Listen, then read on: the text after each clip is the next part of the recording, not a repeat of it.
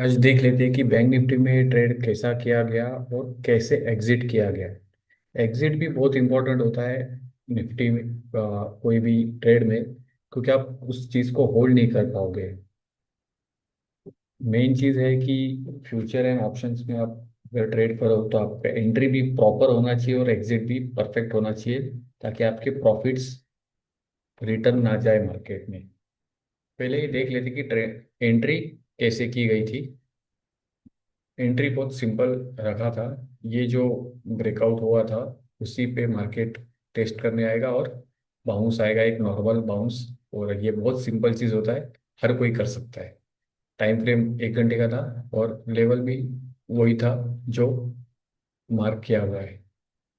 अब देखो, लोगों का सोचने का तरीका कैसा होता है, मैं आपको पहले इस चीज़ में दिखाता हूँ। जैसे कि ये 5 मिनट के चार्ट में मैं देख रहा हूँ, और कल ये यहाँ पे टच किया एग्जैक्टली। लो आप देखोगे 55,577, और एग्जैक्ट सपोर्ट से ही बाउंस हो गया।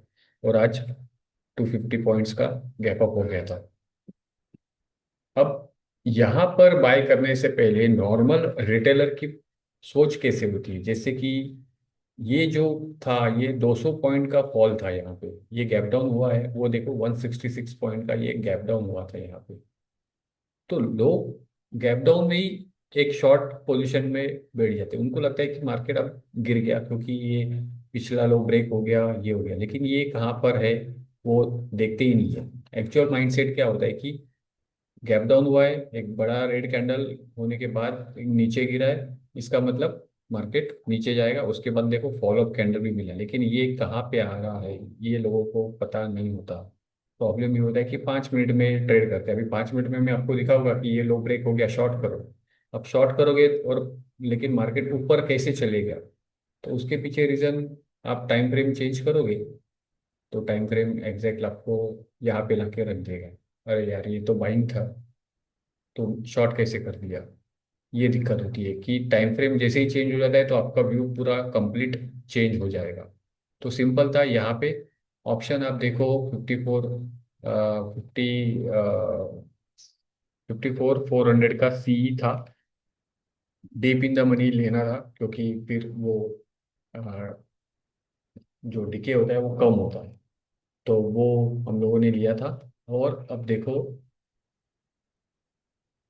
ये जो पॉइंट था, ये पॉइंट था वो बाइंग लेवल था। एग्जैक्टली टच किया और यहाँ तक गया, और ये 200 पॉइंट का मूव ऑप्शन में कैप्चर हुआ, सिर्फ होल्डिंग करने से, ज़्यादा कुछ भी नहीं। अब दिक्कत ये है कि जब 5 मिनट में आप देखोगे तब ऐसे लगेगा कि मार्केट क्या कर रहा है, ऊपर नीचे ऊपर नीचे। कि हर वक्त हमेशा जब बड़ी रैली करनी होगी तो मार्केट जो यहाँ पे बैठा है, जो यहाँ पे बैठा है, सबको उतारते रहेगा और फिर रैली करेगा, जैसे हम लोगों ने इस ट्रेड में भी किया था। पहले up down up down up, और फिर बड़ा गैप अप। सेम चीज यहाँ पे हुई। इसलिए कभी भी अगर आपका टाइम फ्रेम 1 घंटे पे है तो आपको पिक्चर थोड़ा क्लियर दिखेगा कि रेजिस्टेंस बहुत दूर है। तो यहाँ पे मैं बाई कर रहा हूँ तो मुझे और थोड़ा ऊपर तक, कम से कम इस रेजिस्टेंस तक जाना है, फिर इस रेजिस्टेंस तक जाना है। ये सोच होनी चाहिए। अब 5 मिनट में आप देखोगे 10 20 पॉइंट मिल गया और स्क्वायर ऑफ किया, उसका कुछ भी मतलब नहीं उस ट्रेड का। अब यहाँ पे देखो एग्जैक्टली यहाँ पे जो 560 पे बाइंग हुई, वो 620 तक चले गया। तो यहाँ पर मैं बोल सकता था कि बुक करो बुक करो, वो ये करने थोड़ी आए हम लोग यार। ये 100 पॉइंट का मूव आ चुका था। यहाँ पे देखो हाई देखो आप, 659 का है। तो 90 to 100 पॉइंट्स मूव आ गया था, उसके बाद भी होल्ड किया है, क्योंकि बड़ा लेके जाना है टारगेट। और 200 पॉइंट का मूव, क्योंकि हम लोगों को पता है कि प्राइस ऊपर जाएगी, रेजिस्टेंस तक जाएगी।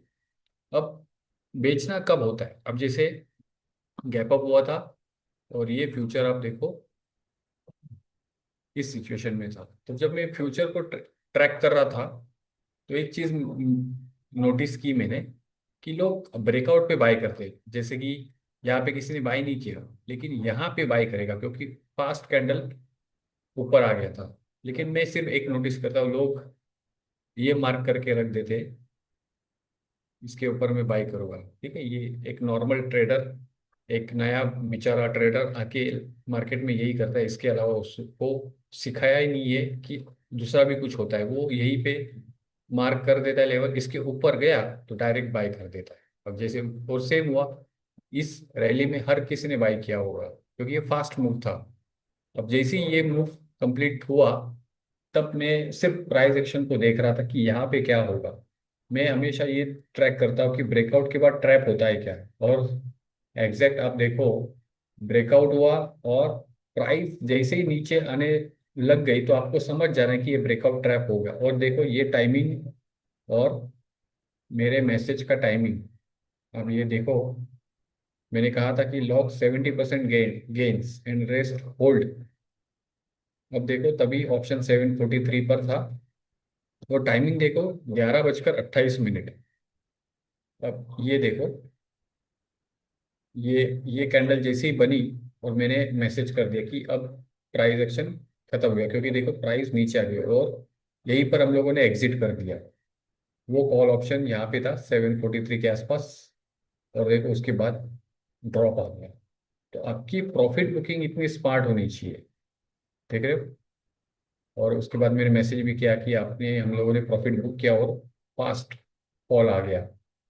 इतना शार्प आपका रीडिंग होना चाहिए कि आपको पता चल रहा है। और ये मैंने सिखाया हुआ है, ऐसा नहीं है कि ये कुछ चीज़ें मैंने बताई नहीं, ये सब कुछ बताया हुआ है कि ब्रेकआउट ट्रैप होता है, ब्रेकआउट ट्रेडिंग नहीं करनी है, ये जरा भी नहीं करना है।